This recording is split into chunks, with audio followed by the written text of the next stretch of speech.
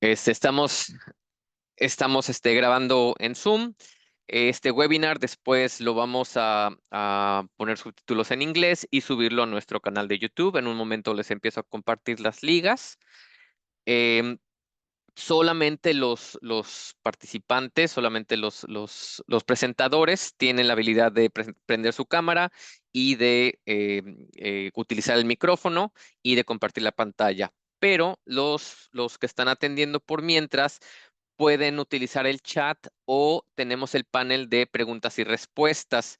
Les pedimos por favor si utilizan el panel de preguntas y respuestas para las preguntas en vez del chat para poder así direccionando y puedan tener también conversaciones, compartir artículos, compartir ideas en el chat y si tienen preguntas específicas para los presentadores, los pongan en el chat.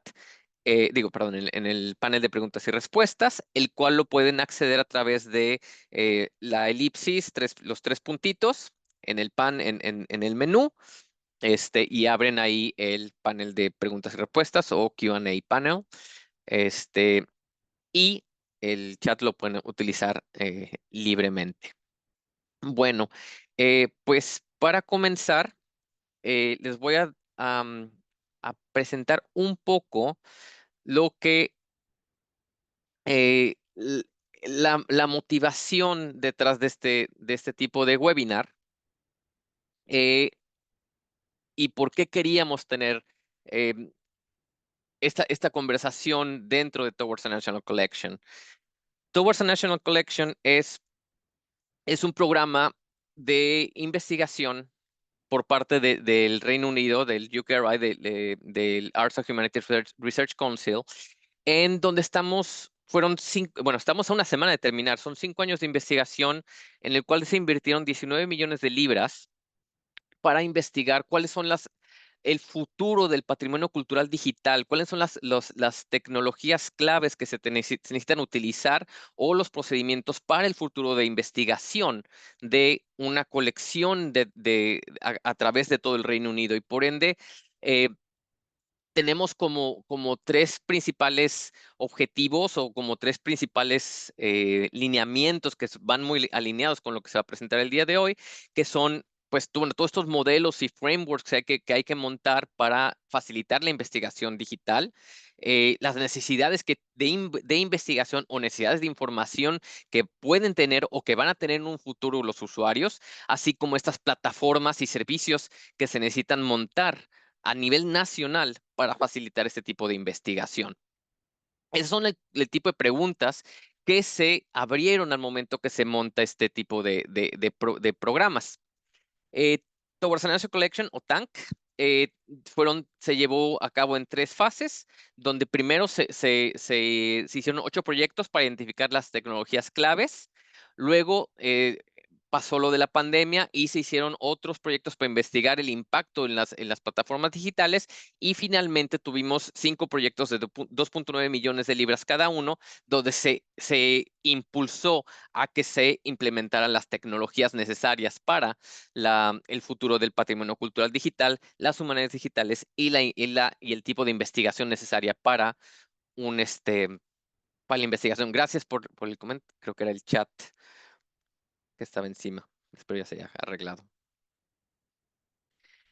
Em, entonces, en base a toda esta investigación, desarrollamos estas investigaciones y desarrollamos también eh, hicimos investigación a través de otros investigadores independientes, nuestras mismas comunidades, nuestros mismos proyectos y nuestros mismos directivos para desarrollar un set de policy recommendations. Dentro de esta evidencia que identificamos, hicimos una auditoría también, que todo esto les comparto en un momento las ligas donde está todo nuestro repositorio de investigación. Hicimos una auditoría con más de 200 y 300 instituciones en el Reino Unido. Identificamos que entre estas instituciones tienen alrededor de 146 millones de registros de metadata objects. Pero el problema es que dentro 146 millones de items o de assets o de activos. Más del 50% de todos esos activos le pertenecen a no más de 6 instituciones. Entonces, hay una problemática en la producción de digitación, en la producción de patrimonio cultural digital. Y esto es parte también de los problemas o las problemáticas que hay que identificar cómo integramos todos estos nuevos procesos digitales a el contenido digital. Dentro de la problemática que encontramos, obviamente, es la necesidad tecnológica.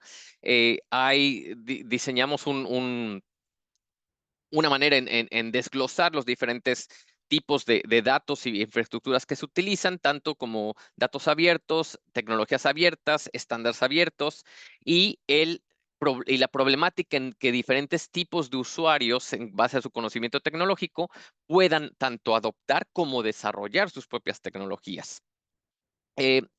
Pero lo que tenemos bien identificado es que la mayoría de investigadores, al menos en el Reino Unido, quieren más material digitizado para mejorar la búsqueda en cuestión de investigación y desarrollar nuevas metodologías para integrar este tipo de patrimonio cultural digital para la colaboración, para el desarrollo de nuevos métodos y desarrollos de investigación.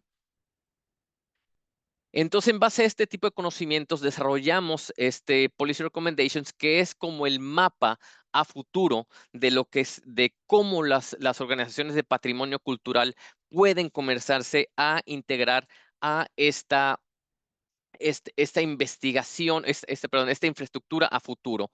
Entonces, por ende, hicimos también una consulta de este mapa a futuro de cómo se tendría que ver la estrategia para que todas las organizaciones de patrimonio cultural en el país se puedan integrar a estas infraestructuras digitales de investigación. Entonces, en base a nuestro mapa hacia cómo queremos llegar es identificar cómo seleccionar el contenido, cómo se va a producir el contenido, qué habilidades necesitan tener los usuarios para formar parte de la infraestructura, cómo se van a compartir los datos, qué gestión de derechos existen, cómo se va a permitir el acceso en cuestión de interacción con los contenidos. El cybersecurity detrás de todas estas infraestructuras, cómo se preservan los datos, cómo generar impacto y valor a las comunidades y los modelos y estructuras que se necesitan para poder generar la interoperabilidad y la colaboración entre las colecciones. En base a esto también desarrollamos materiales educativos, los cuales están ligados a las Policy Recommendations. Cada Policy Recommendation viene también alineado con un set de materiales educativos para que las comunidades puedan saber cómo empezar a formar parte de estos procesos. Lo que ahora tenemos como siguiente fase es dentro de Tank. Comenzaremos a desarrollar la estrategia desde el punto de vista de los Policy Recommendations, pero integrarnos a estas nuevas infraestructuras del Reino Unido como DISCO, que se enfoca en Scientific Collections como colecciones naturales, REACHES, que es todas las tecnologías de Heritage Science, de ciencias del patrimonio, CoStar, que es el de Convergent Screens and Technologies for bueno, es todo lo de multimedia, televisión y gaming para patrimonio cultural. Y de esta misma manera también estamos buscando estos lineamientos de cómo integramos todas estas plataformas a los servicios europeos, especialmente el European Cloud for Heritage and Open Science y el Culture Heritage Cloud. Entonces, en base a estos objetivos, estamos ya comenzando a mapear los 5 años de investigación de Tank y empezando a mapear a futuro cómo vamos a integrar y desarrollar esa infraestructura nacional para el país. Entonces, esto creo que da el contexto de la necesidad también de entender qué está pasando en otras partes del mundo y cómo se facilitan estas diferentes infraestructuras dentro del patrimonio cultural digital y en la investigación. Entonces, creo con esto quería como compartir las iniciativas que están naciendo desde el Reino Unido y nuestra necesidad dentro de Towards a National Collection para también incluir todas estas voces, especialmente del sur global, para identificar cosas que tal vez en el occidente no estamos todavía atacando por completo. Gracias. Bueno, pues Javier, muchísimas gracias por, ahora sí, por empezar, ¿no? Este maravilloso conversatorio que estamos muy emocionados realmente de participar en él y de escuchar todas las diferentes perspectivas, ¿no? Tanto desde los archivos como de las humanidades digitales, ¿no? Etcétera, etcétera. Bueno, pues Martín y yo los vamos a acompañar como moderadores en el evento. Yo estaré poniendo atención un poco más a la parte del chat específicamente. Pero bueno, quería decirles rápidamente que mi nombre es Patricia Murrieta Flores. Yo soy arqueóloga computacional y humanista digital. Soy catedrática en el Departamento de Historia de la Universidad de Lancaster en el Reino Unido y a partir de mayo me uno también como profesora distinguida en el Tecnológico de Monterrey en México, tanto en humanidades digitales como en inteligencia artificial. Y bueno, rápidamente yo me dedico a la investigación de la historia colonial en América, particularmente de México en el siglo XVI, pero también me dedico al desarrollo de teorías, métodos, herramientas desde las ciencias de la computación para las humanidades. Y como les decía anteriormente, nos acompaña también el doctor Alejandro Martín del Campo Huerta, quien lidera la iniciativa de humanidades digitales en el Tecnológico de Monterrey. Y tengo que decir que Martín tiene también una súper amplia experiencia en medios de comunicación y opinión pública. Y bueno, ha dedicado una buena parte de su carrera a investigar audiencias y producir contenidos en noticiarios nacionales.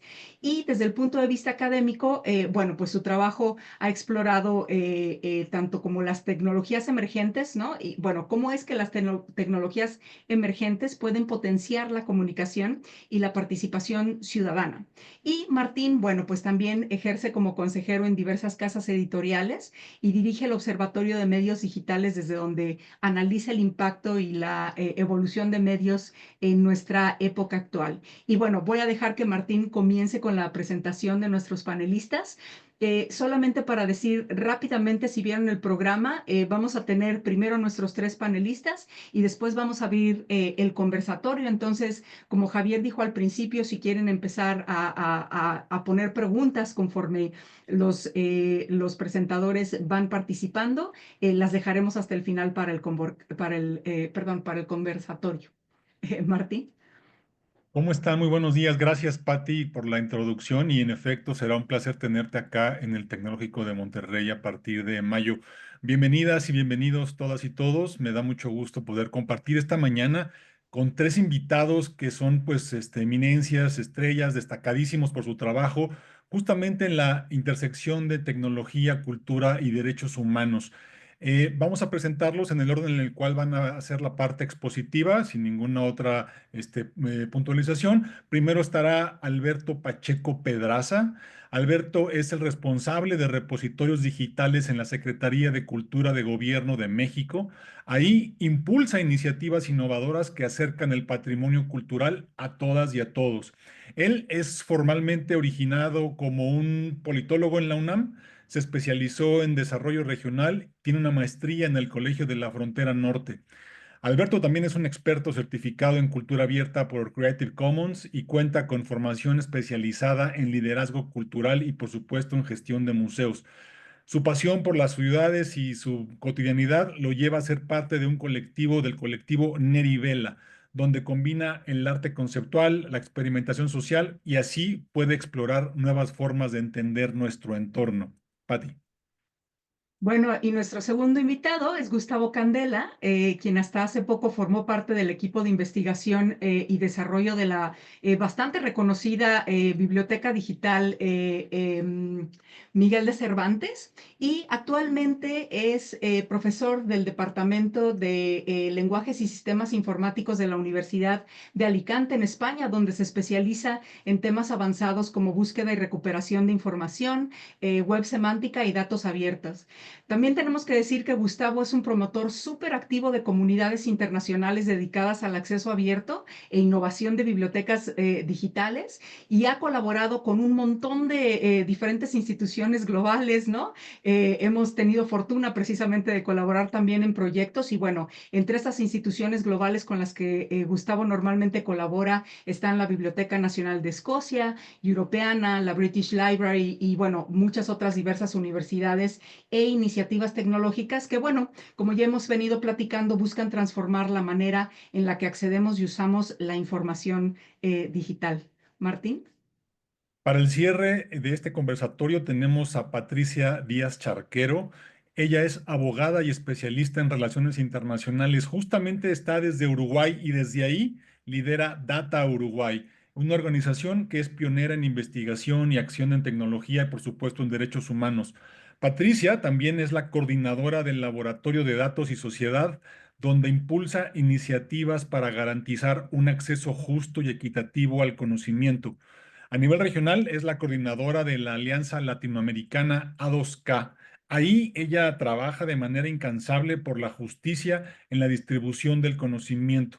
Además, Patti también comparte sus experiencias como docente en la maestría de la Universidad de la República de Uruguay, donde ahí pues forma muchísimas generaciones que justamente están comprometidas con este cambio social a través de la innovación y los derechos digitales. Así que Alberto, Gustavo y Patricia, sean bienvenidos a este conversatorio. Estamos encantados de tenerlo con nosotros. Y Alberto, por favor, te escuchamos con mucha atención. Muchísimas gracias. Muy buen día a todas y todos quienes nos están acompañando en esta mañana o esta tarde, quienes estén en Europa. También agradezco mucho a Javier, a Patti, a Martín, la organización de este webinar. Y bueno, pues estoy encantado de poder compartir parte de la experiencia que hemos tenido en la Secretaría de Cultura con el trabajo de eh, algo que voy a comentar ahora, pero voy anticipando, es una estrategia de trabajo que se ha enfocado en la formación de habilidades digitales para el personal que gestiona acervos culturales. Como muchos de ustedes saben, el personal que trabaja en bibliotecas, museos, suele tener formación pues precisamente en las áreas de humanidades y el tema de las habilidades digitales no necesariamente es algo muy presente tanto en la formación académica o ya en la práctica profesional. Y bueno, eso implica ciertos retos, ciertos desafíos que nosotros hemos procurado atender a partir de un diagnóstico y de una estrategia de trabajo. Voy a compartir pantalla. Por favor, me confirman si se ve.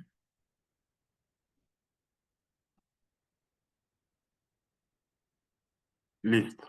¿Se puede ver? Sí se ve. Sí, todo bien. Muy bien. Gracias.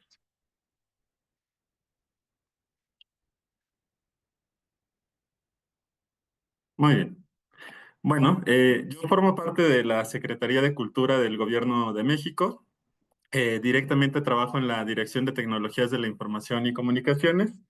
Y originalmente soy responsable de un proyecto que se llama Mexicana Repositorio del Patrimonio Cultural de México.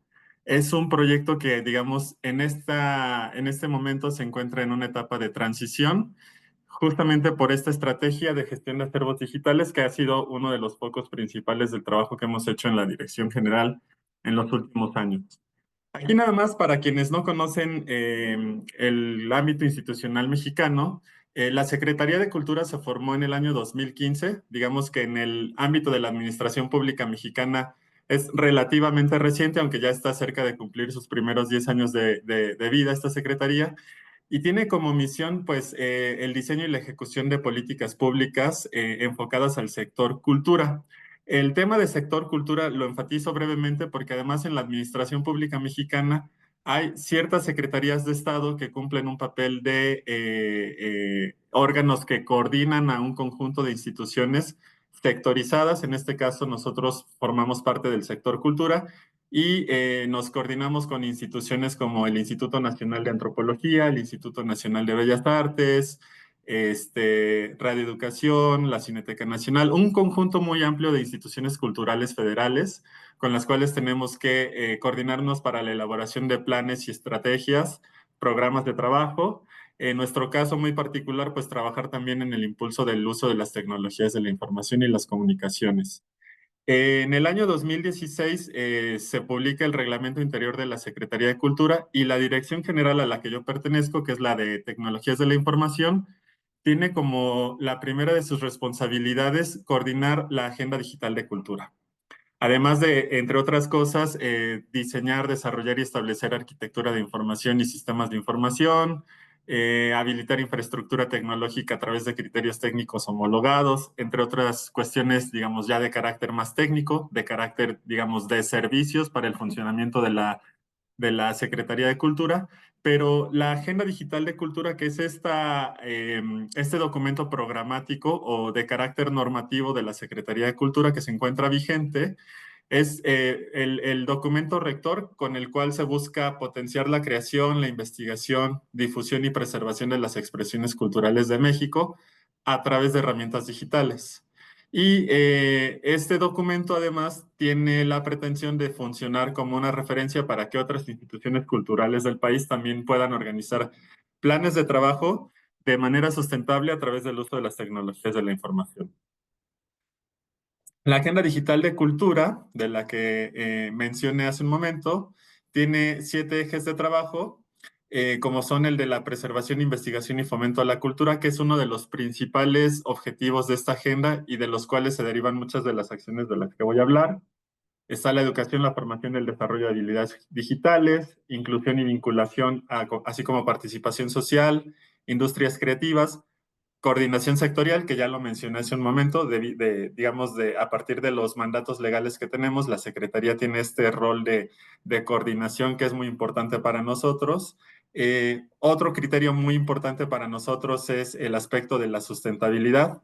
Esto en otros espacios lo hemos comentado con mucha amplitud porque a lo largo de los años, al menos en las instituciones culturales mexicanas de carácter federal, hemos tenido muy malas experiencias con el uso de proyectos tecnológicos que suelen ser muy novedosos, muy innovadores, pero que a la larga no persisten a lo largo del tiempo. Ya no tanto el proyecto, sino la información que esos proyectos pretendían documentar o retratar con relación al patrimonio cultural mexicano.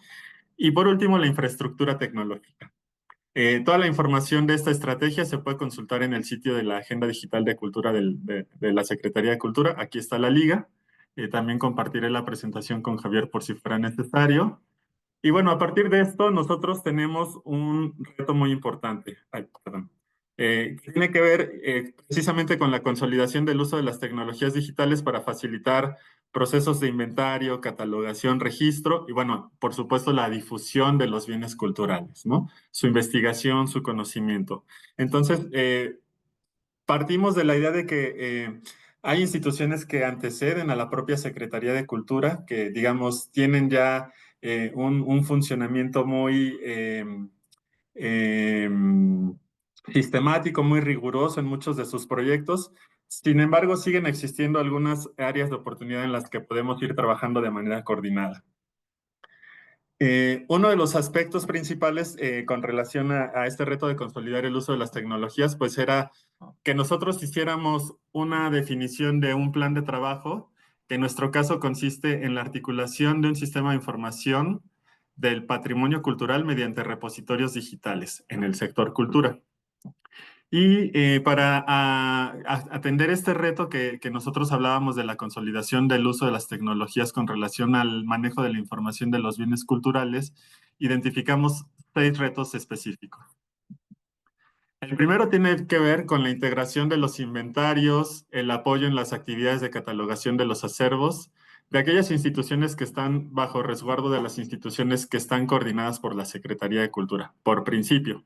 Esto también porque ahora ya nosotros hemos tenido la posibilidad, tal como lo marca la Agenda Digital de Cultura, de compartir parte de este trabajo que estamos haciendo con algunos gobiernos estatales. Más adelante hablaré de esto también. El segundo reto es el de coordinar los procesos de documentación y digitalización de los acervos para asegurar su preservación y su difusión. Este reto también es muy importante porque han habido muchos proyectos en los que ha habido digitalizaciones muy ambiciosas. Sin embargo, la información en muchas ocasiones no es explotada como debería ser. Es decir, no está sistematizada, no está disponible en alguna plataforma de consulta web. Y la información, las digitalizaciones en muchas ocasiones se quedan en equipos de cómputo, en discos duros, en servidores que posteriormente ya no son consultables. Entonces nos interesa mucho asegurar este aspecto de preservación y difusión de los acervos. El reto 3 es la promoción de marcos de trabajo comunes, uso de estándares y metodologías para integrar la información de los acervos.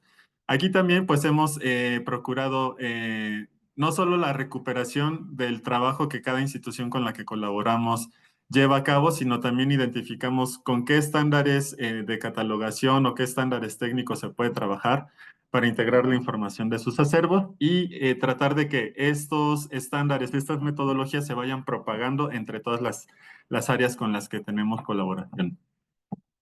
El cuarto reto, y este es muy importante para nosotros, consiste en reducir la desigualdad en el acceso y uso a las plataformas digitales que permiten la gestión de información de los acervos. De igual forma, y esto lo enfatizo mucho, existe una desigualdad porque hay instituciones nacionales que logran captar patrocinios, colaboraciones, proyectos académicos de intercambio que les proporcionan no solo conocimiento especializado, sino también recursos tecnológicos para la gestión de ciertos proyectos. Y hay otras instituciones que se mantienen muy rezagadas en cuanto al uso de tecnología. Entonces nos interesa mucho emparejar las condiciones en las que las instituciones culturales, por principio federales, utilizan para la gestión de la información de sus acervos. El reto número 5 consiste en articular una red de agregación de datos por medio de repositorios interoperables. También hablaré un poco de esto un poco más adelante, pero esto ya es una parte que nosotros hace 4 o 5 años lo veíamos como uno de los escenarios ideales para tener un ecosistema de información de patrimonio cultural y hoy poco a poco ya es una realidad. Hablaré un poco más adelante de esto. Y el reto número 6, este es un reto más complejo porque rebasa el ámbito de competencias que tenemos en la Dirección de Tecnologías de la Información, pero tiene que ver con promover modelos de licencias libres para la difusión de los acervos. En nuestro caso, asumimos que los metadatos de la catalogación son por naturaleza datos abiertos. Esto es por los propios mandatos de gobierno federal. Sin embargo, existe también el reto de cómo hacemos que el acceso al patrimonio digitalizado pues también se pueda consultar en línea. Y ahí hay muchos debates, muchas discusiones, porque en ocasiones las instituciones son un poco reticentes a gestionar su información y su digitalización de sus acervos a través de este tipo de sistemas de información. Pero muchas veces la digitalización de las propias obras incluso circula en redes sociales porque las mismas instituciones las comparten para hacer difusión. Entonces, ahí hay un área de oportunidad muy importante, pero como decía, esto ya tiene que ver con otros ámbitos de competencia en los cuales nosotros hemos hecho algunos diagnósticos, tenemos algunas propuestas, pero tenemos que trabajar de manera coordinada con otras instituciones. Y bueno, a partir de ese diagnóstico, nosotros diseñamos una estrategia que le denominamos Estrategia de Gestión de Acervos Digitales, la cual nosotros hemos articulado bajo la misión de ofrecer un conjunto de servicios a las unidades administrativas y órganos desconcentrados de la Secretaría de Cultura para la creación de una red de repositorios interoperables. Esto bajo la visión de articular sobre todo, y esto es importante para nosotros, no solo proveer una herramienta tecnológica, sino articular una política pública que nos permita coordinar los procesos de documentación, digitalización, preservación y difusión del patrimonio cultural, todo esto integrado en un ecosistema de repositorios digitales. Esta estrategia se ha basado en lo que nosotros identificamos como 3 ejes transversales que consisten en el trabajo bottom-up, un modelo de servicios orientado a la sustentabilidad y el uso de herramientas de software libre. Con relación al eje 1, nosotros identificamos un cambio de modelo en la gestión del proyecto, del modelo top-down al bottom-up.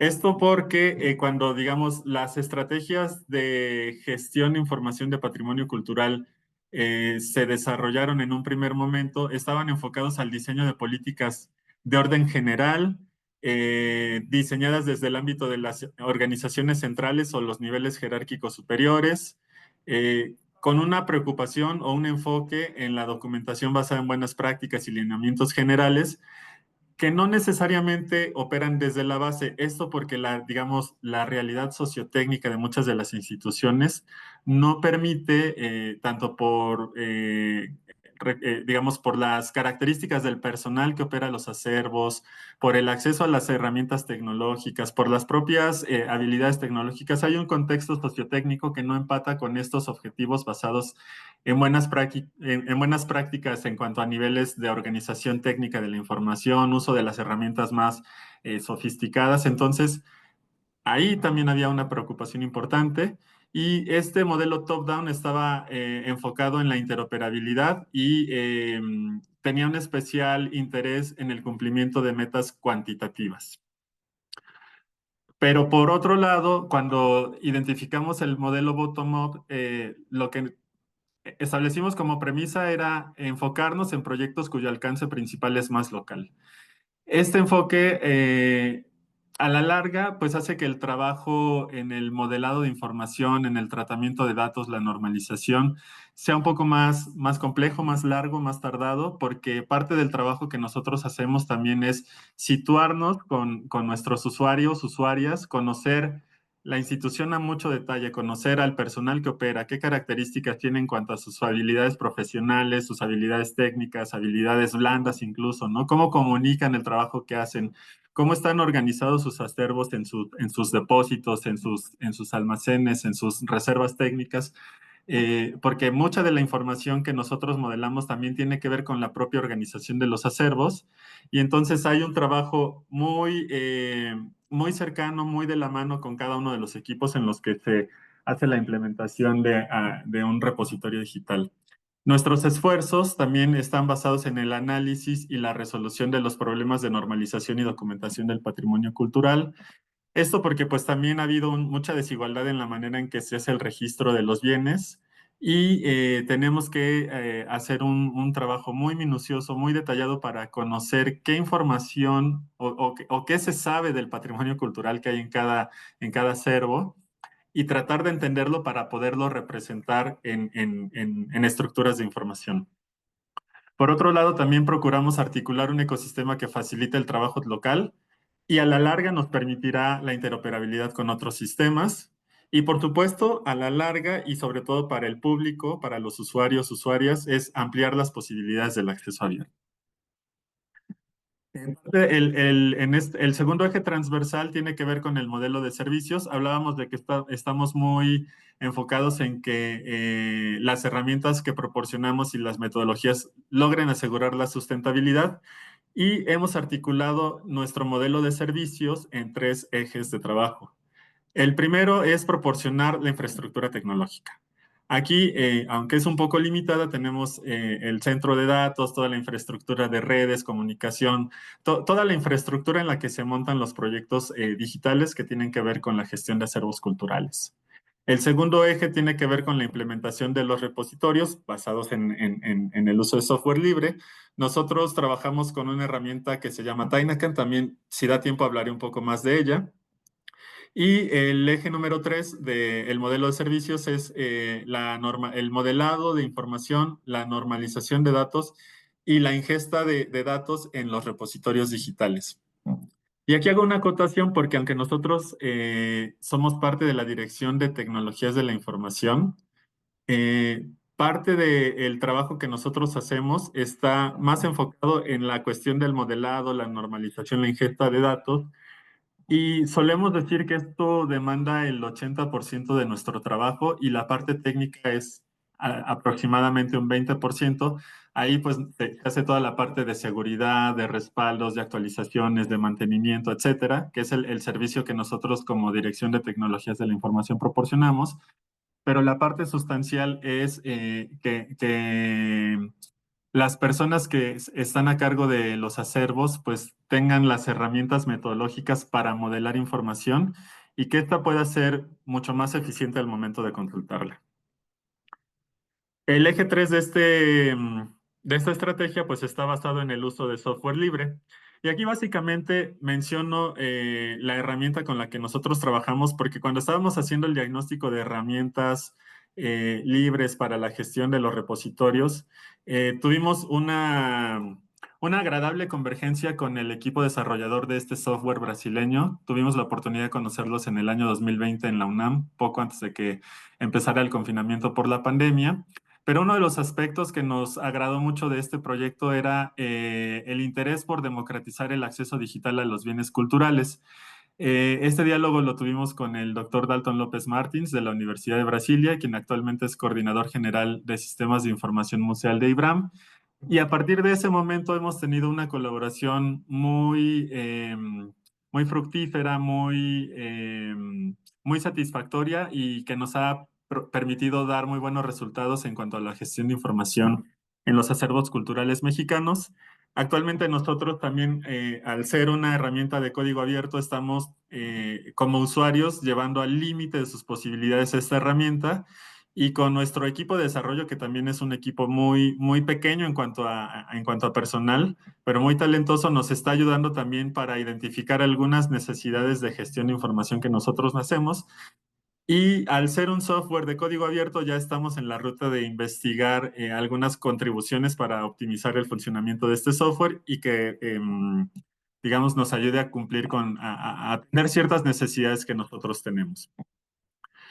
Por principio, pues nada más la mención rápida de Tainacan, pues es un software que se instala en WordPress y entre sus principales funcionalidades está la organización de colecciones o colecciones de información, vamos a llamarlo de esta manera, que pueden ser documentos, obras artísticas. Nosotros también estamos encaminados a un registro de autoridades, de agentes de autorías, también los gestionamos a través de colecciones. La herramienta permite la personalización de los metadatos, no tiene ningún esquema de metadatos por default, entonces es un libro abierto sobre el cual nosotros podemos trabajar de manera muy libre en cuanto a hacer el registro integrado no solo del inventario o la catalogación, sino de una documentación mucho más robusta, mucho más compleja. También la herramienta permite el diseño de filtros de búsqueda avanzados, elegir diferentes modos de visualización de la información. Un aspecto muy importante también es la gestión de taxonomías y vocabularios controlados. Es otra de las líneas de trabajo que también estamos explorando en esta dirección general.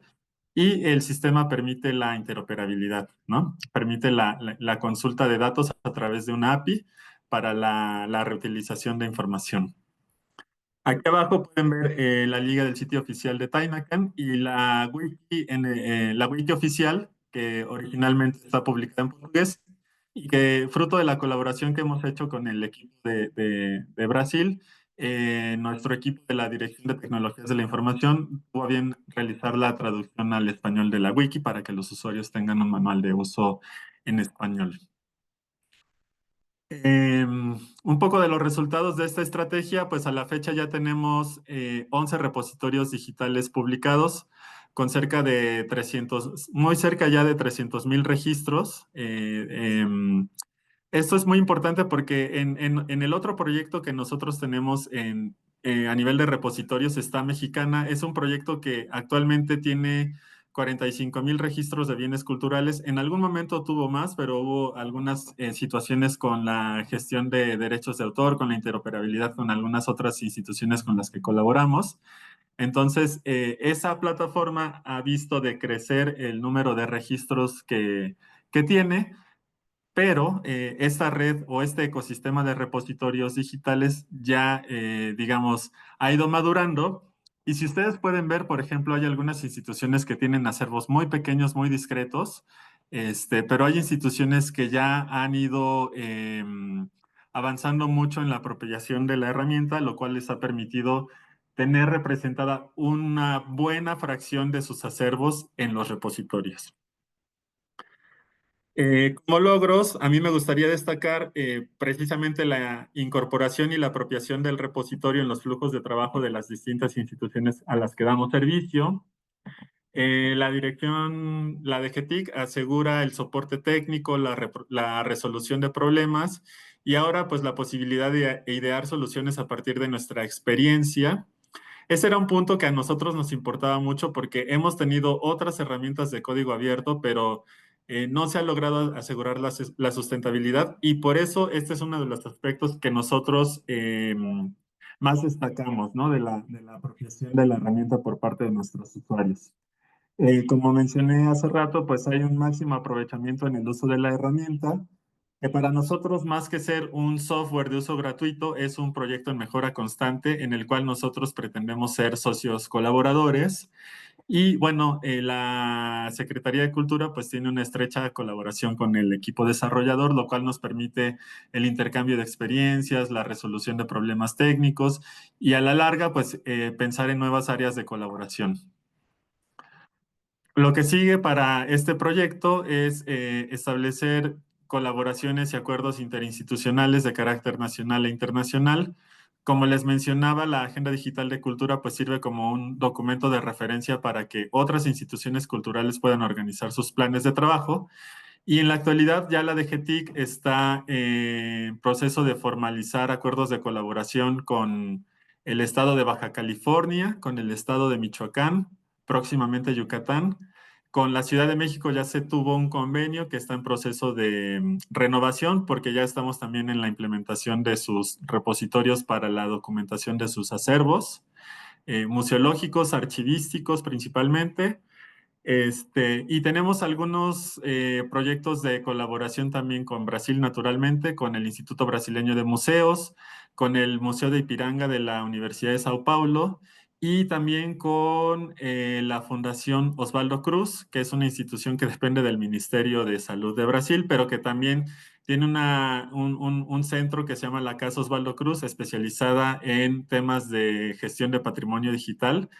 Esta institución cuenta con muchos acervos culturales, documentales, archivísticos y también, digamos, se han acercado con nosotros para conocer nuestras metodologías de trabajo y estamos en proceso de formalizar una colaboración con ellos.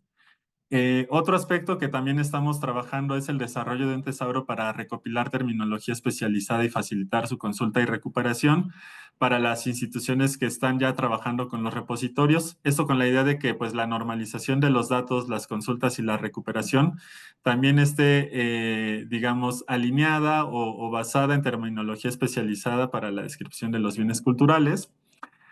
Nos interesa también diseñar estrategias para la gestión de los derechos de autor.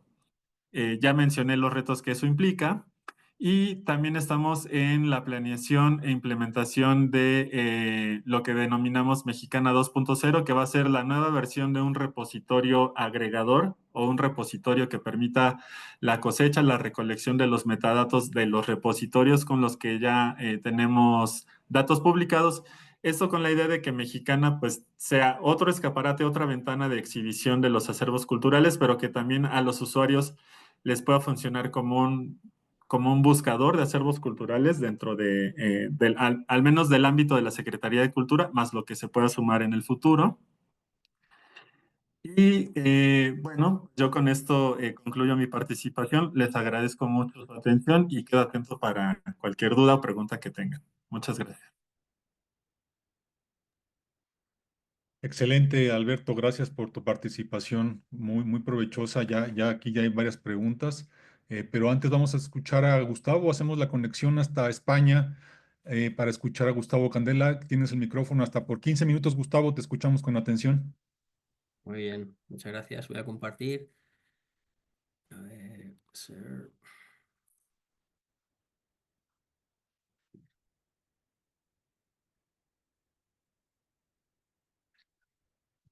Vale. Bueno, en primer lugar, quería dar las gracias a Javier por darme la oportunidad de presentar el trabajo que realizo en colaboración con la International Grand Labs Community, con otras instituciones, con la Universidad de Alicante, con la Biblioteca Cervantes, incluso con la Lancaster University, también con Patty. Y bueno, vamos a empezar. Bien, primero bueno, Patricia ya me ha presentado, creo que lo voy a pasar bastante rápido. A continuación, introduciré el trabajo que realizamos en la International Glam Labs Community. Seguiré con colecciones como datos o Collecting as Data y finalmente comentaré desafíos. Me ha encantado la presentación de Alberto y ha comentado algunos conceptos que yo creo que en esta presentación que voy a realizar yo ahora se van a ejemplificar. Algunos de los conceptos que él ha comentado he tomado nota. Acceso abierto, vocabularios, interoperabilidad, políticas, buenas prácticas, software libre, agregación de datos. Bueno, pues de todas estas cosas vamos a ver algo en estas diapositivas. Bien, bueno, Patricia ya me ha presentado antes. Básicamente voy a decir que he trabajado durante más de 10 años en la Biblioteca Virtual Miguel de Cervantes y que actualmente trabajo como profesor en la Universidad de Alicante. Y bueno, pues he tenido la fortuna de haber colaborado con un montón de instituciones, como podéis ver en esta diapositiva, tanto a nivel nacional como a nivel internacional. Bien, pasamos a la International Glam Labs Community. Esto es una diapositiva de Mahendra Mahey. Mahendra Mahey es el creador de la International Glam Labs Community y era el manager del British Library Labs. Y básicamente lo que él dice es que un lab es un espacio para experimentar e innovar on-site y online con colecciones digitales y datos. Sí que es verdad que yo mayoritariamente he trabajado con labs digitales, pero hay algunas instituciones que han empezado a crear labs de on-site, es decir, puedes ir allí y trabajar con las colecciones y experimentar con ellas de forma física. Y el lab lo que proporciona es soporte y asesoramiento de expertos. Existe un equipamiento esencial para poder desarrollar las tareas de un lab. Los ingredientes esenciales son datos, texto, imágenes. Y bueno, pues el lab tiene que tener la habilidad de crear, validar, capturar, guardar, reproducir, archivar. Antes hablaba Alberto de la sostenibilidad de los datos que se generan en los proyectos. Bien, pues quizá aquí el lab podría jugar ese tipo de papel. Luego, pues crear comunidad, tutoriales, ejemplos de utilización. Y luego también Alberto hablaba de flujos de trabajo, pues aquí en el lab también hablamos de integración con flujos de trabajo y buenas prácticas. La trayectoria de la International Glam Labs Community la podemos ver en esta diapositiva y básicamente tuvimos dos eventos, uno en la Biblioteca Británica y otro en Copenhague, y tras esas dos primeras reuniones se pensó que teníamos documentación suficiente para publicar algún tipo de documento sobre cómo crear un lab, qué tipo de personal necesita, cómo se puede financiar. Y entonces se seleccionaron a 16 personas, entre las que yo tuve la fortuna de ser seleccionado también, y nos reunimos en Qatar durante una semana para escribir ese libro. Luego la actividad fue mayoritariamente online debido al COVID, a la pandemia, y luego, pues afortunadamente, el año pasado, en mayo, nos volvimos a reunir algunos de los miembros de la comunidad en Islandia con motivo de la conferencia de DHNB y dimos un panel y también tuvimos un workshop sobre reutilización de colecciones digitales.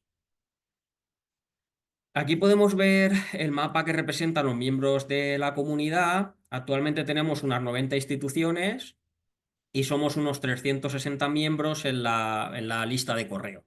Si estáis interesados en... Solo tenemos un miembro de México, no necesitamos ningún tipo de firma ni nada. Si estáis interesados en aparecer en este mapa, basta con que nos hagáis llegar vuestro identificador de vuestra institución en Wikidata y nosotros ya a partir de ahí lo podemos incluir en el mapa, sin necesidad de firmar ningún documento. Lo único que decimos es que la institución debe tener interés en publicar y reutilizar colecciones digitales y obviamente todos los miembros que estamos aquí, todos los participantes que estamos hoy aquí, creo que compartimos ese objetivo. Bien, pues este es el libro, no voy a entrar en detalle, que publicamos y ahí podéis leer alguna historia de cómo fue creado y demás. Sí que me gustaría mencionar que el libro se ha traducido a varios idiomas, entre ellos el español, y lo hicimos desde la Universidad de Alicante en colaboración con la Biblioteca Virtual Miguel de Cervantes.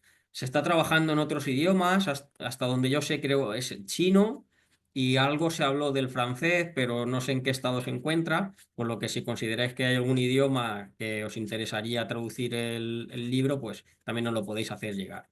Comentar que el libro está publicado con la licencia CC0, aunque podéis hacer con él lo que queráis, ¿vale? Y si queréis luego os paso el enlace de donde están publicados y si no lo podéis encontrar en internet. Aquí tenemos algunos ejemplos de Glam Labs que se han publicado por instituciones relevantes a nivel europeo y a nivel internacional. Y sí que me gustaría comentar pues, que no todas ofrecen los mismos servicios, no todos siguen los mismos estándares para publicar los datos. En algunos ejemplos solo vemos ficheros que podemos descargar y en otros ofrecen un API. En otros casos ofrecen las dos cosas. En otros casos ofrecen una única colección y en otros varias colecciones. No existe una única forma de crear un Glam Lab. Y aquí tenéis algunos ejemplos. Y algunos de ellos ni siquiera se llaman lab, pero el concepto es exactamente igual.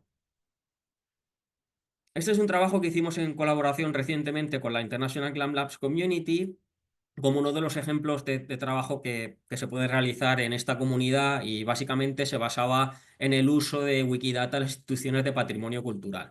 Yo tengo una larga trayectoria y experiencia con el uso de Wikidata en instituciones de patrimonio cultural, y quería hacer un trabajo de este tipo para devolverle a Wikidata todo lo que a mí me había dado en mi carrera profesional. Y entonces, pues este es un pequeño trabajo que hicimos. ¿Y cómo podéis contribuir? Pues existen diferentes formas. Tenemos, como ya he dicho, eventos online y eventos en persona, donde podéis presentar vuestro trabajo. Sí que es verdad que la lengua es en inglés. Sí, es el único problema que podría haber en este sentido. Podéis aparecer en el mapa también.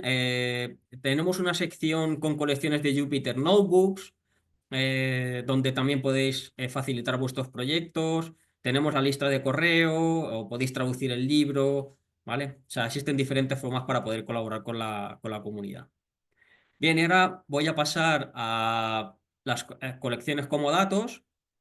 Bien, Collecting as Data es una iniciativa americana que promueve la publicación de colecciones digitales que facilitan el acceso computacional. Por acceso computacional me refiero al uso de nuevas técnicas basadas en inteligencia artificial y machine learning, pues, como por ejemplo el reconocimiento automático de entidades nombradas en el texto, o entity linking, o este tipo de iniciativas. Si queréis saber más sobre Collecting as Data, en la parte superior de esta diapositiva he dejado un par de enlaces donde podéis consultar información adicional. Y básicamente quería comentar que para mí Collecting as Data es la combinación de los principios FAIR, que estoy seguro que conocéis, y CARE. Los principios FAIR es cómo hacemos públicas las colecciones digitales, se centra en las características de los datos, mientras que los principios CARE consideran las personas y su finalidad. Es decir, un uso responsable y ético, que se tenga control sobre los datos y que favorezca un beneficio colectivo. ¿Y qué es Collecting as Data? Pues pueden ser muchas cosas, como estas cajitas que he puesto en la parte derecha de esta diapositiva. Imágenes, texto, metadatos, bibliografía, periódicos, archivos web, datos e incluso software. Y esos son los que se me han ocurrido esta mañana, hay más, ¿vale? Si estáis interesados en Collecting as Data, existe un grupo de trabajo liderado por Beth en la Research Data Alliance, en el que se trabaja sobre sobre Collecting as Data, y se tienen reuniones mensuales, y pues se puede colaborar con ellos para presentar el trabajo que estéis realizando y demás. Uno de los trabajos que hicimos en la International Glam Labs Community fue publicar una lista de verificación para fomentar la publicación de colecciones como datos, y lo que facilita esta lista es un conjunto de pasos que no se debe seguir ese orden, ni tenemos que utilizar todos los pasos para publicar las colecciones, para fomentar la publicación de Collecting as Data. Entonces, por ejemplo, en el paso 1 vemos proporcionar una licencia. En el paso 2 vemos proporcionar una forma sobre cómo citar esa colección. En el paso 3, incluir documentación, y así hasta 11 pasos. Este trabajo lo conseguimos publicar como un artículo de investigación, y lo tenéis disponible en estos enlaces de esta diapositiva. Como un refinamiento de ese trabajo, pensamos que sería interesante proporcionar una forma más sistemática basada en un flujo de trabajo, y convertimos la lista de verificación en un workflow que se encuentra disponible en esta dirección, y este trabajo lo hicimos en colaboración con Daría y Europeana, y en el marco del espacio de datos europeo de patrimonio cultural. Bien, ¿y qué podemos hacer con el acceso computacional y las instituciones de patrimonio cultural? Pues aquí he intentado reflejar el trabajo que he hecho junto con muchos compañeros relacionados con acceso computacional. No voy a entrar en detalle, simplemente me voy a centrar en los diferentes puntos. Si leemos de izquierda a derecha, En la parte inferior vemos publicación de datos y ahí vemos pues, mi estancia que realicé en la Biblioteca Nacional de Escocia, el trabajo que realizamos junto a Javier Pereda y a Patricia relacionado con Unlocking the Colonial Archive. Si vamos a la zona superior vemos un trabajo reciente sobre visualización de datos. En el centro vemos reutilización de datos. Básicamente estos trabajos se centran en la International Glam Labs Community. Y en la parte derecha vemos algunos trabajos relacionados con calidad de datos y en la parte inferior agregación de datos. Por agregación de datos me refiero a utilizar diferentes colecciones de datos como si fueran un único dataset, o sea, utilizando consultas federadas. Este es un trabajo en el que estoy trabajando actualmente y todos estos trabajos que estáis viendo aquí se centran o tienen como objetivo la reproducibilidad y mediante el uso de Jupyter Notebooks. ¿Vale? Otro de los aspectos fundamentales es la descripción de las colecciones de datos. Entonces, a nivel europeo existe un grupo de trabajo que está trabajando en una forma de escribir la información que se llama datasheets y hasta ahora han publicado un trabajo en el que se puede proporcionar ese tipo de documentación en forma de texto y cubre un conjunto de categorías como la que tenéis en la zona inferior. Creadores, organización, datos fuente, formatos, contenido, licencia. Ese trabajo se encuentra publicado en este artículo que tenéis en esta diapositiva y yo he tenido la suerte de empezar a colaborar con este grupo para intentar convertir esa documentación en metadatos legibles por máquina. Y espero que en los próximos semanas o meses este trabajo se haya publicado de alguna forma para que esté disponible para que le echéis un vistazo, pero os aconsejo de cualquier modo que le echéis un vistazo al artículo de publicación que está en esta diapositiva. Y bien, ya por último, para terminar, vamos a ver desafíos y trabajo futuro. Bien, pues en esta diapositiva podemos ver diferentes desafíos y simplemente voy a echar un vistazo, luego lo podemos comentar en la discusión. Reproducibilidad de los resultados, publicación de documentación, uso de buenas prácticas, metadatos legibles por máquina, calidad de datos, silos de datos versus integración de datos, sesgos en los datos o soberanía y seguridad. Si os interesa saber más sobre colecciones como datos, en esta diapositiva he incluido algunas referencias adicionales. Luego compartiré las diapositivas si tenéis interés. Y por último, quería incluir una diapositiva de la infraestructura europea de datos actual, en la que tengo la fortuna de estar colaborando al menos en las dos partes superiores. Tenemos, si leemos de izquierda a derecha, en la parte izquierda vemos las instituciones de patrimonio cultural que publican sus datos en el espacio de datos de patrimonio cultural europeo. Esos datasets son reutilizados en el Cultural Heritage Cloud y estas colecciones de datos derivadas de las fuentes de datos originales se publican en el European Open Science Cloud, donde se generan buenas prácticas que otra vez alimentan a las instituciones para que vuelvan a generar esas colecciones de datos. Y nada, simplemente aquí tienes un conjunto de referencias sobre todo lo que he comentado en esta presentación y nada, simplemente dar las gracias de nuevo y si tienes alguna consulta, espero no haberme pasado mucho del tiempo, creo que a lo mejor un minuto, pero nada, muchas gracias y No, excelente, excelente tiempo. Gracias por compartirlo, Gustavo. Justo los 15 minutos. Cronometrado estaba tu presentación, así que enhorabuena. gracias. Vamos ahora con Patti. Vamos a hacer la conexión hasta Uruguay para escucharte con muchísima atención. Patti, bienvenida. Bueno, muchas gracias Martín, muchas gracias Javier y Patti, Tocaya por ahí, por la invitación. La idea es que ahora van a tener como una visión de aspectos legales de los temas de digitalización.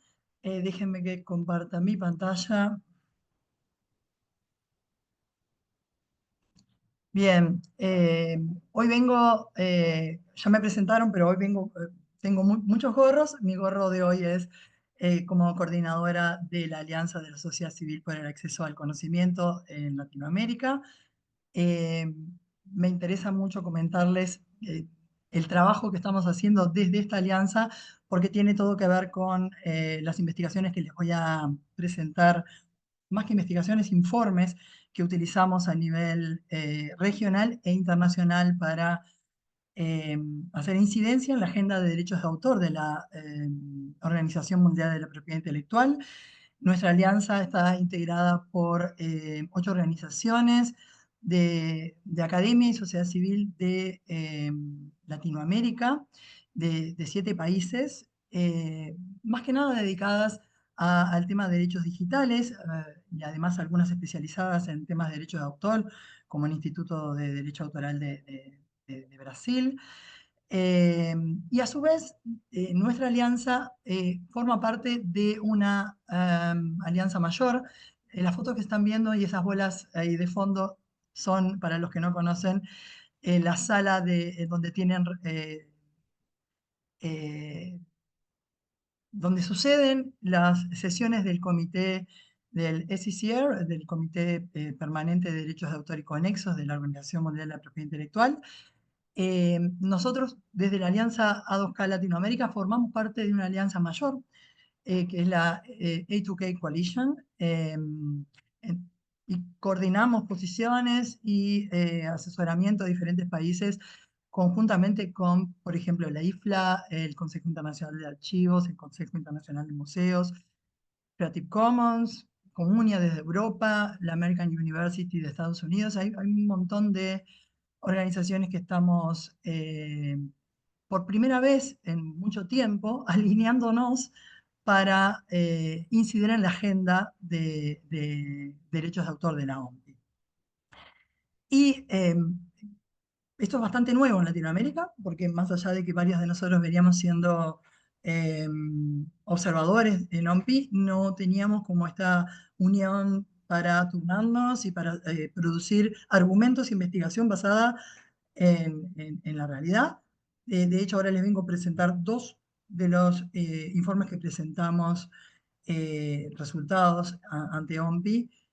Uno de ellos es un análisis de casos ilustrativos en 19 países de Latinoamérica que demuestran el atraso normativo que tenemos con respecto a la gestión de derechos de autor.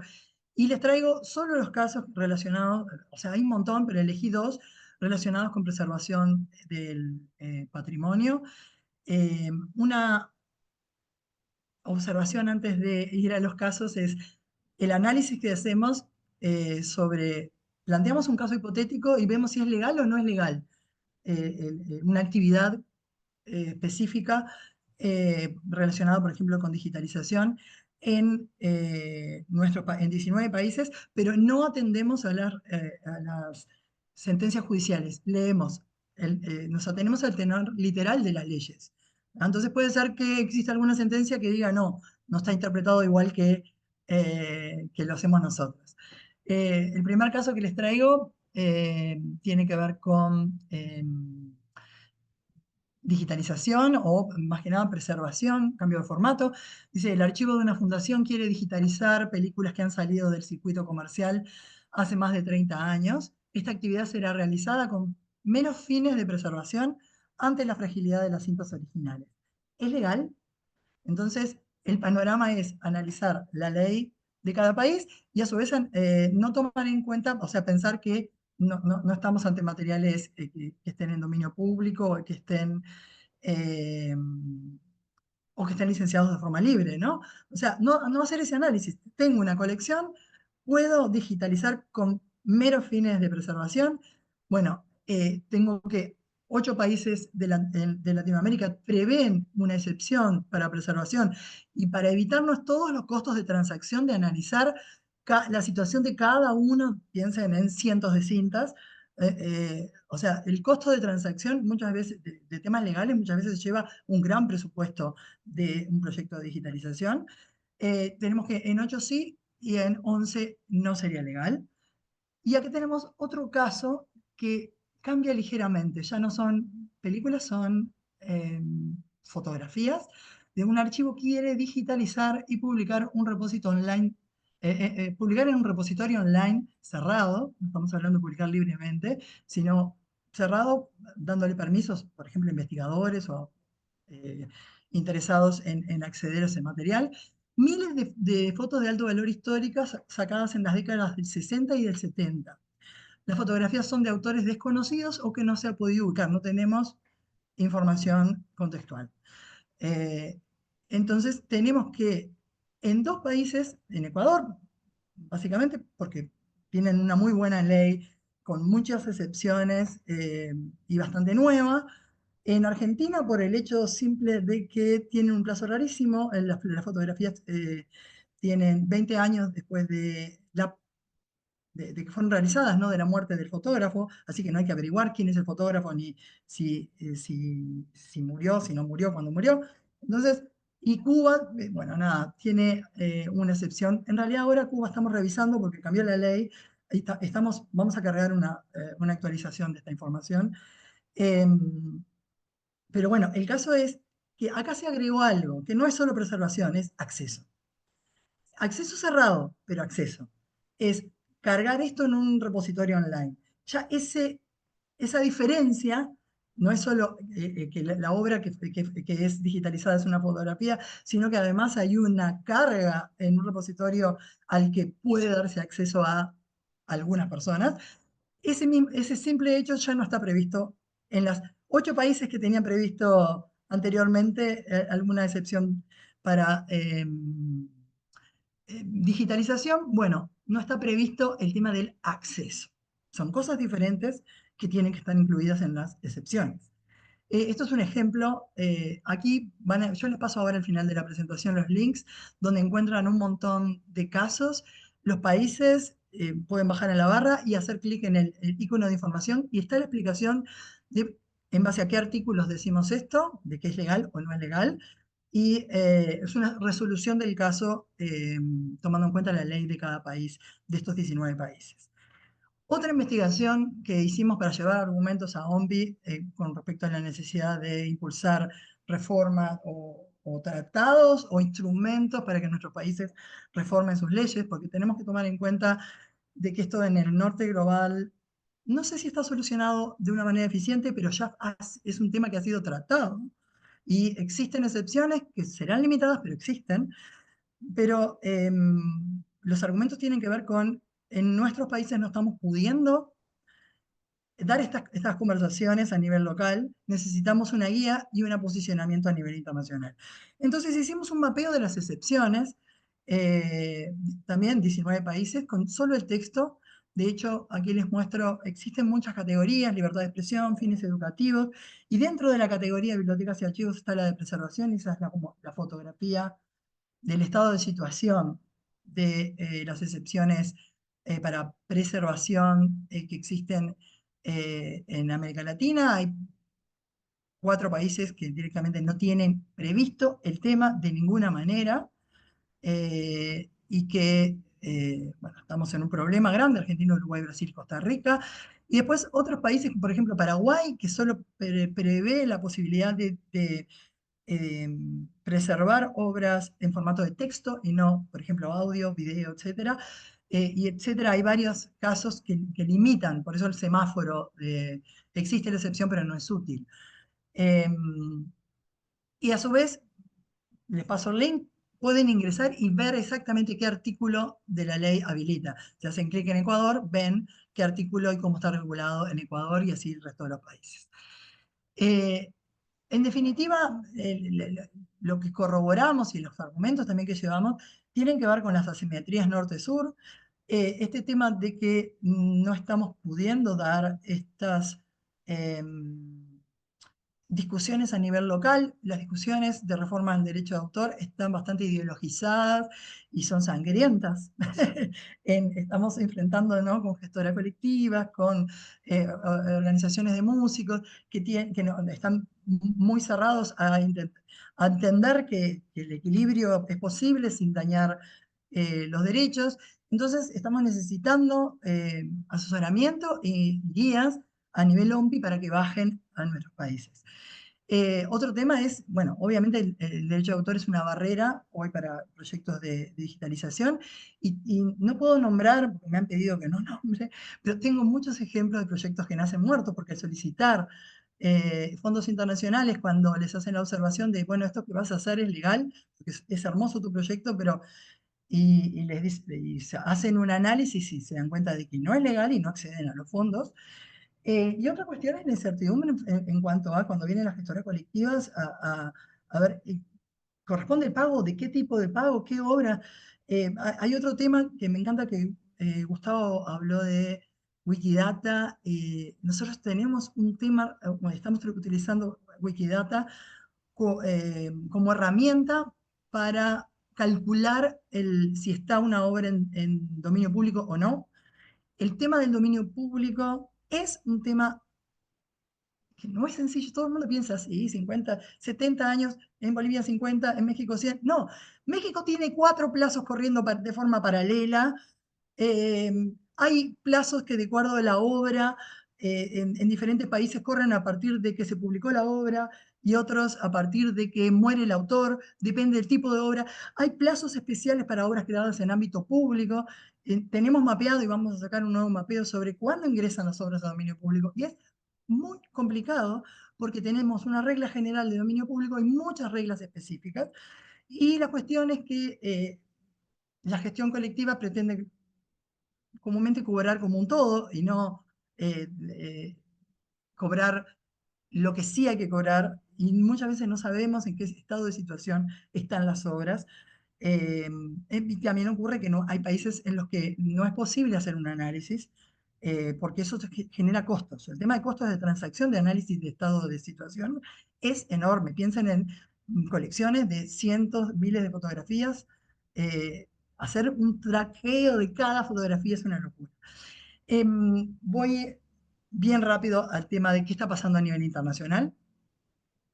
Desde hace casi 30 años, bueno, esta es la foto de la agenda de OMPI.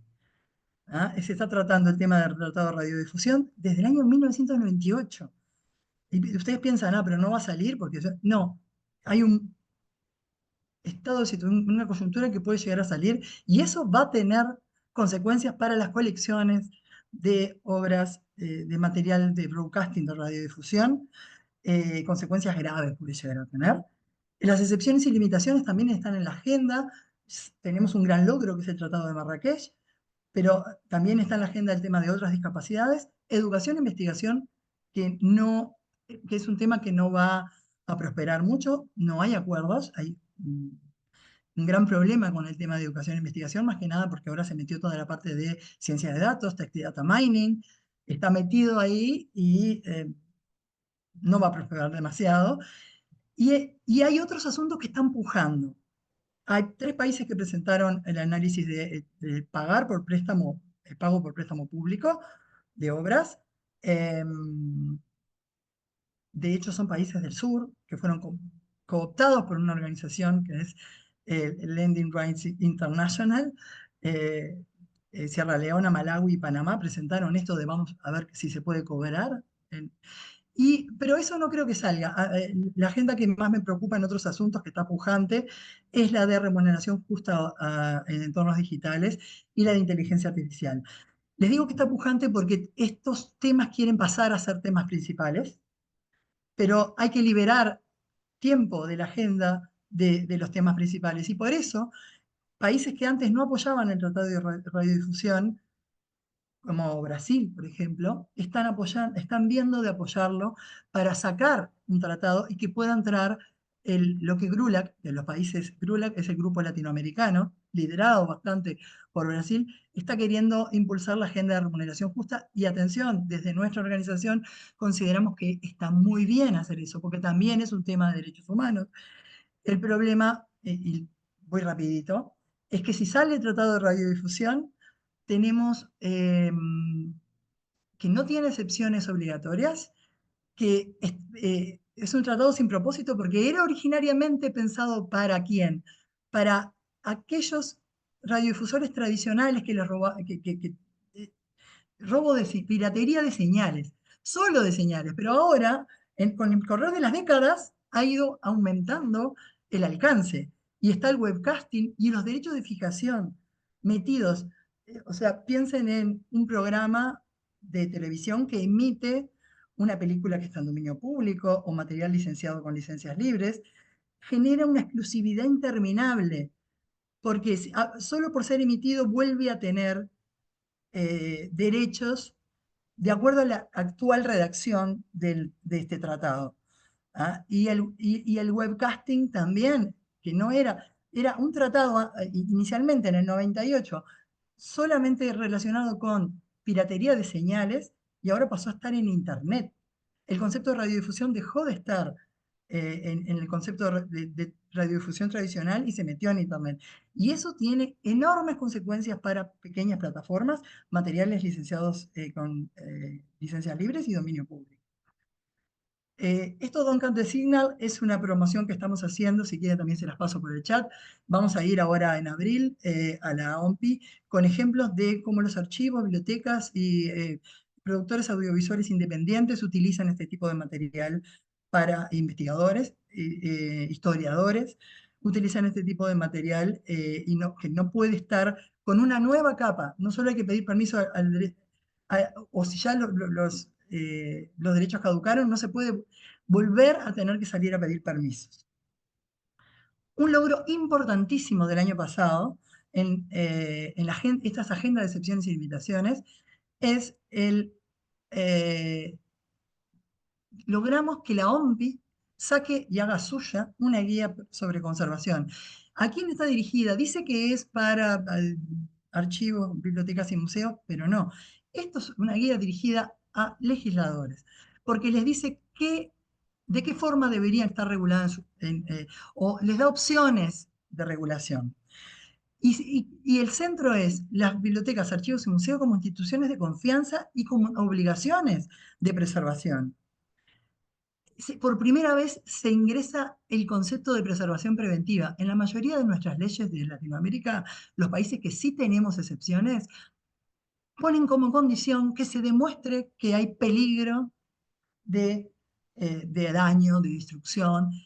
Y no, la idea es, apenas ingresa un ítem a una colección, poder generar copias de preservación, poder digitalizar sin tener que demostrar ningún riesgo. Eso está como un consejo y es importantísimo. También se destaca la importancia de los usos transfronterizos, demostrando las prácticas que tienen hoy las bibliotecas y los repositorios.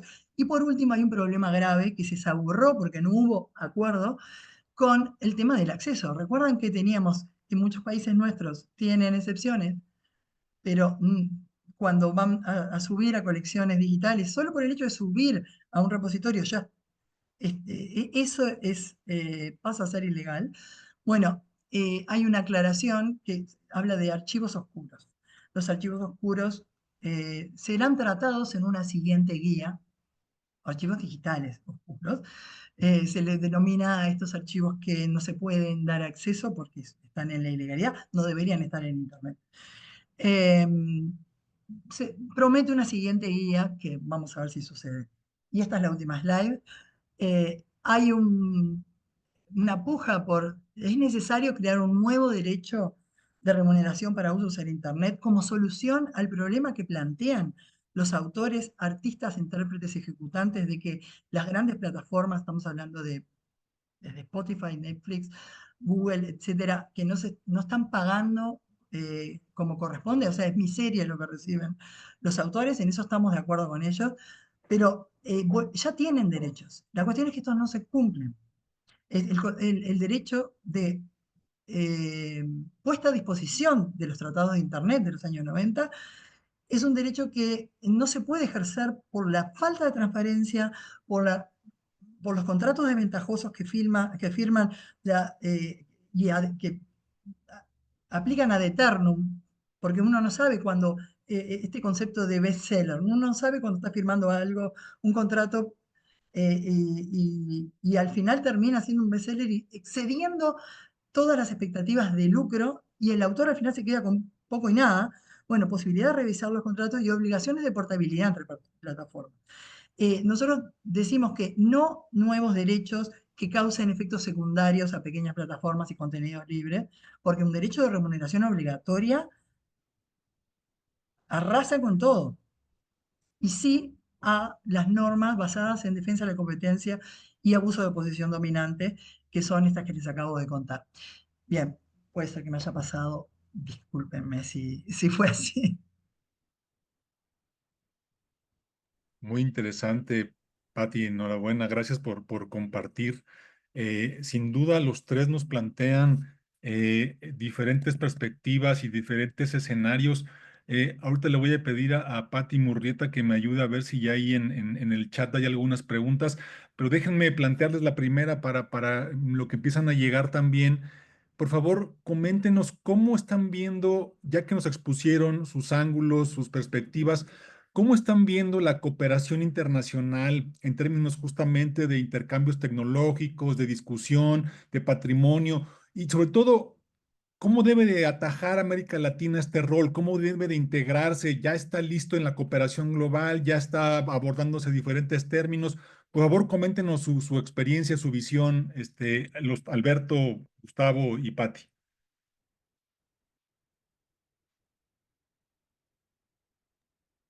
¿Gustan que comience? Adelante. Muy bien, muchas gracias. Bueno, pues lo importante de este tipo de cuestiones de colaboración, de cooperación internacional, pues en muchas ocasiones van enmarcadas en agendas, digamos, políticas, así como de orden más general, y en ocasiones tenemos proyectos de cooperación técnica muy específicos. Nosotros hemos visto que, por ejemplo, en el tema del uso de tecnologías de la información, pues hemos tenido que ir muy desde abajo, construyendo primero las alianzas intrainstitucionales para hacer convencimiento de migrar de tecnologías muy viejas o incluso de instituciones que todavía trabajan la información en soportes analógicos para que empiecen a trabajar con herramientas digitales. Esa es como nuestra primer, digamos, capa. Luego está la capa de la colaboración a nivel nacional, que también ha ido avanzando poco a poco, al menos en este ámbito de tecnologías aplicadas a la gestión del patrimonio cultural. Y a nivel internacional siento que nosotros desde México tenemos que sumarnos a otras iniciativas. Ha sido complicado para nosotros por principio porque somos un área más técnica, que hemos, afortunadamente con la atribución que tenemos de gestionar la agenda digital que nos permite ya, digamos, tener un papel más bisagra dentro de la Secretaría. Ya no nos basamos solamente en proporcionar infraestructura o servicios tecnológicos, sino en tomar como el estandarte del acceso abierto a la información, de compartir la digitalización del patrimonio cultural conforme se va avanzando. Tenemos que ir avanzando mucho en ese sentido. Y sobre todo que estas colaboraciones que se puedan dar ya a nivel internacional, pues también estén en el marco de una agenda de política pública que también garantice la sustentabilidad, ¿no?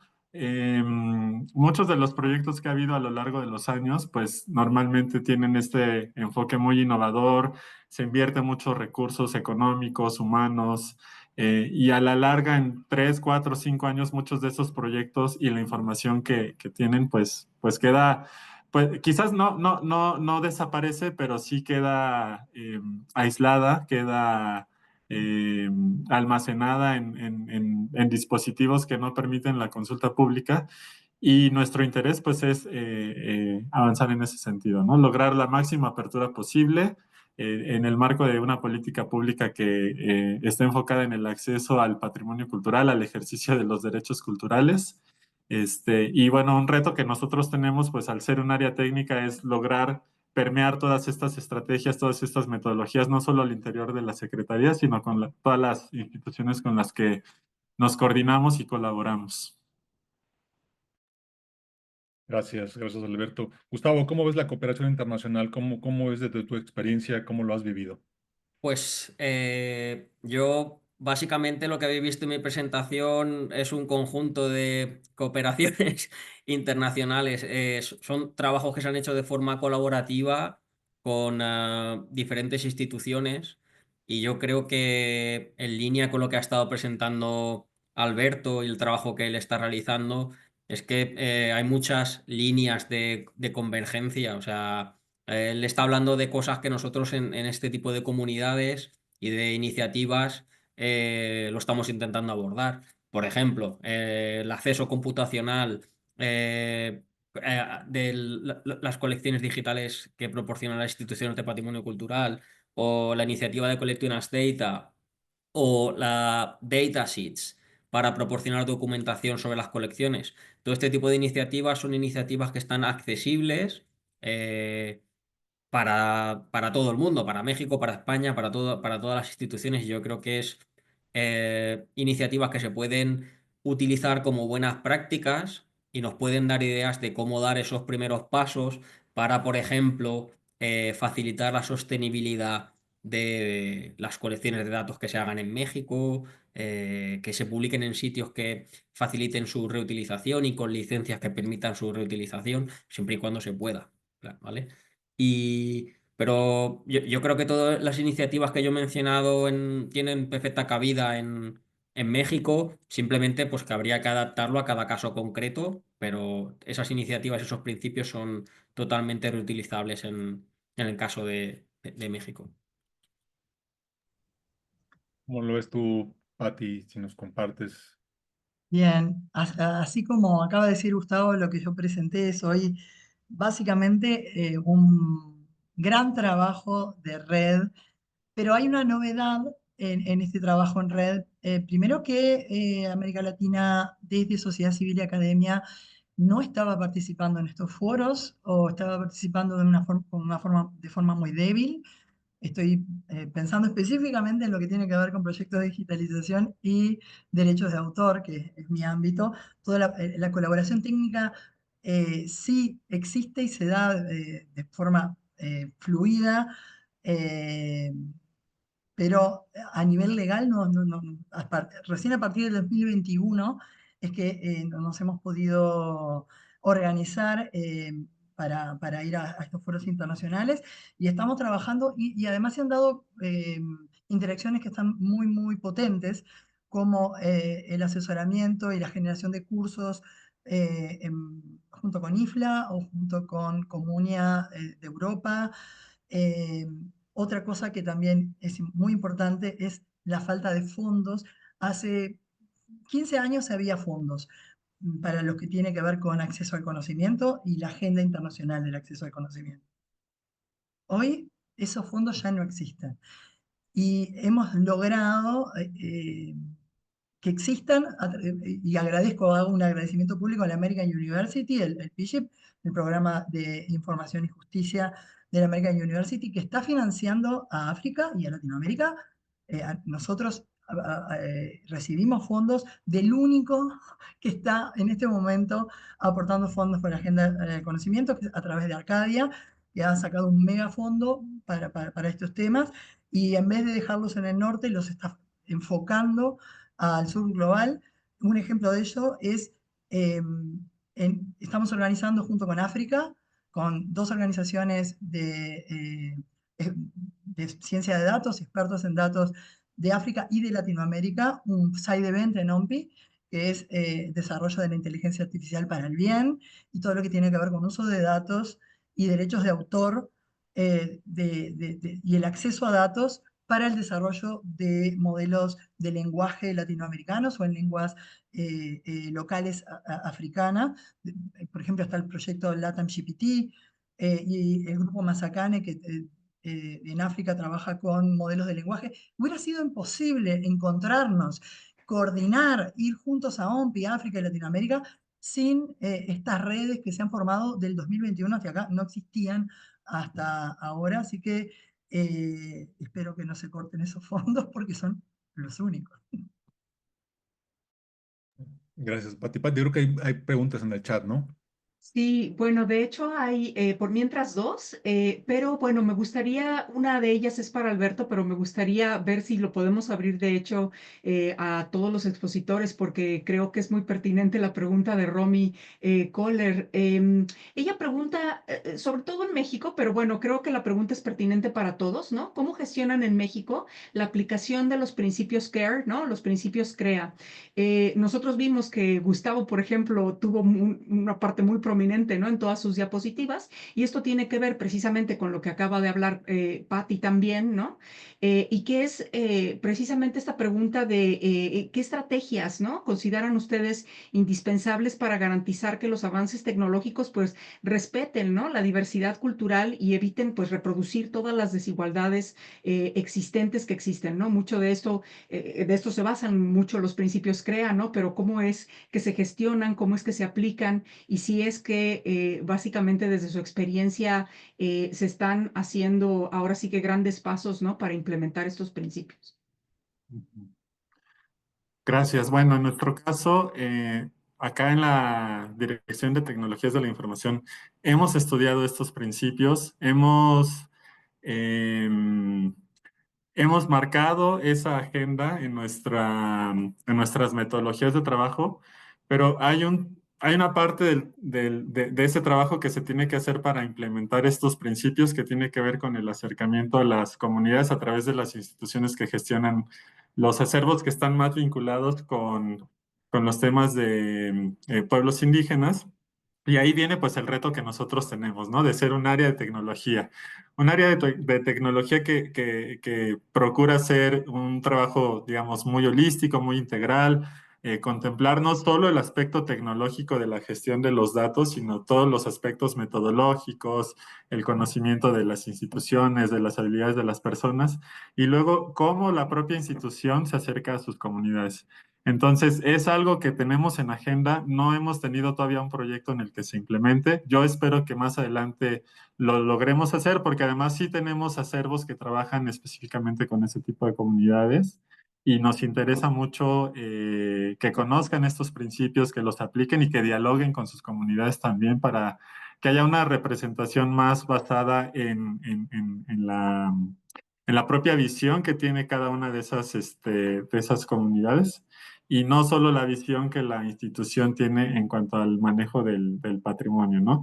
Eso porque también el tema de la catalogación, la documentación, que es mucho de lo que se hace a través de estas herramientas, pues también tiene una parte de subjetividad y en nuestros acercamientos metodológicos, pues está entender el acervo, entender cómo llega la institución y todo el ciclo de vida que tiene el acervo dentro de una organización, ¿no? Entonces, esperamos más adelante también tener acercamientos con otros proyectos para poder ir tallereando, ir modelando algún proyecto en ese sentido. Gustavo, Patti, ¿quieren? Sí. Ajá. Vale, cuando he puesto mi diapositiva, siempre lo digo, normalmente estas presentaciones las hago en inglés, pero al hacerlo en español se me han olvidado algunas cosas. Pero cuando pongo esa diapositiva, siempre digo que mi perfil es informático y que obviamente yo me siento mucho más cómodo en la parte superior, que es cuando hablo de FER, pero que no tenemos que perder de vista a los CARE. Con esto quiero decir que mis conocimientos sobre la aplicación de los principios CARE son bastante limitados por mi perfil, pero que sí que es necesario, y yo en todas las presentaciones que hago siempre lo incluyo, ir creando conciencia. ¿Cómo se, ¿Cómo se puede aplicar? Bueno, yo no trabajo ya más en una institución de patrimonio cultural, ahora mismo soy profesor y me dedico a tareas de investigación, pero creo que es fundamental que en este tipo de instituciones haya un comité de selección de qué es lo que se va a digitalizar, qué es lo que se va a publicar, cómo se va a publicar, y que en ese comité haya personas que conocen estos principios y entonces se apliquen. Y que no, por ejemplo, en el caso de castellano y valenciano, si tenemos una institución en la Comunidad Valenciana, pues que se divida un poco y se compense los dos idiomas para que el otro no se quede con una representación mínima en la colección, por ejemplo, ¿vale? Y luego sí que considero, y de esto Javier Pereda sabe mil veces más que yo, que las ontologías, los vocabularios todo este tipo de herramientas que tenemos actualmente se han definido se han definido por X instituciones y intentan representar el contenido que tienen esas X instituciones, que son las que han recibido la financiación. Pero claro, si nosotros desde otras instituciones queremos reutilizar esas ontologías y vocabularios, quizá no representen del todo los contenidos que nosotros tenemos en nuestra comunidad o en nuestro idioma minoritario. Y entonces hay que hacer ciertas adaptaciones de esos, ¿vale? Pero como digo, mis conocimientos sobre esto son bastante limitados y tú, sobre todo, Patti y Javier, sois los expertos en esto y seguro que tienes que decir muchas cosas más que yo. Pero No, gracias, Gustavo. Súper interesante tu intervención, como siempre, Patti. Con respecto a tomar en cuenta los colectivos, a mí me quedó resonando en el año, si no me equivoco, en el año 2023 fue en México, la Summit de Creative Commons, y la ponencia que más me llamó la atención fue la de un eh, experto en datos maorí, que tenía una colección enorme de audios históricos que había recolectado desde él, su familia. O sea, es un idioma que escrito y en audio no tiene nada que ver, o sea, y se está perdiendo. Y cómo él vivenciaba como un atosigamiento, como el no entender, porque él no quería compartirlo con una licencia Creative Commons y publicarlo en abierto, y explicó, y realmente me quedó, o sea, hay un tema de soberanía, de cuestiones ancestrales, que ellos quieren entender que su lengua sea usada para sus conveniencia y tener control sobre los audios de sus ancestros, y que eso él consideraba que no había sido bien entendido en la comunidad del acceso abierto en Nueva Zelanda. Y que estaba muy contento de que lo hayan invitado a la Summit de Creative Commons para exponer por qué no quería licenciar eh, abiertamente con una licencia libre. Entonces, nada, falta mucha, ya lo decía Gustavo, mucha concientización de este tema y de trabajar con las comunidades. Nada, desde Uruguay no tengo mucho que aportar porque nuestro primer gobierno se encargó de, lamentablemente, arrasar con todo lo que era culturas originarias aquí, pero sí en Latinoamérica tenemos muchísimos casos que no tenemos que recurrir al caso maorí. Probablemente en México, en Bolivia, etcétera, tienen muchísimos casos en los que hay que trabajar de forma más lenta, de otra manera, con los colectivos y generar acuerdos que no tienen por qué ser ese acuerdo estándar, la estandarización de una licencia libre, por ejemplo. Claro, sí, esta es una discusión que está tomando, bueno, nosotros la tenemos en México desde hace ya bastante tiempo, ¿no? Pero ahora empieza a tomar mucho más importancia precisamente por todo el devenir histórico, ¿no? De nuestros archivos. Estamos alineando también trabajo, ¿no? A partir de la práctica decolonial, ¿no? Que es precisamente pensar en el control, ¿no? De la autoridad, ¿no? Precisamente en qué cosa es abierta y qué no, ¿no? No sé, Javier, si tú quieres comentar algo al respecto.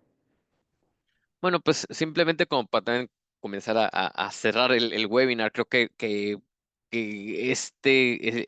esta problemática de derechos de autor, legislación, bueno, y derechos de datos indígenas, por ejemplo, también dentro de los principios CREA, pues es un mundo bastante complejo. Aquí en el Reino Unido no tenemos ni por dónde comenzar a integrar una agenda, un agreement, un acercamiento de integración de copyright o de abrir datos. Pero creo que lo que me llevo de este webinar es el networking. Estas alianzas importantísimas que creo que hay que empujarlas más de sur a sur. Hay muchísimo que aprender desde, por ejemplo, las legislaciones de la Constitución mexicana en cuestión a derechos indígenas, o entonces, por ejemplo, esas preceden a los principios CREA. Muchos de estas iniciativas de GAIDA, del Indigenous Datasets, vienen de movimientos del indigenismo, por muy patriarcal que sigan siendo, por muy todavía no decoloniales, sino siguen siendo la primera respuesta, pero hemos avanzado hasta llegar al Free, Libre, Open Knowledge, al Flock Society, de ya tomar lo que en Latinoamérica o en otras partes del mundo se le conoce como el buen vivir, el Pachamama, como forma de vivir, que eso no existe en el occidente, eso no existe en el norte global. Entonces, de ahí creo que es como el foundation, es la base de cómo funcionamos como sociedad, como humanos o beyond human, eh, pero ese es el fundamento, creo yo, de cómo funcionamos desde los principios CREA, pero obviamente, como Patricia Díaz lo mencionó, es un monstruo transicionar esos principios a legislación.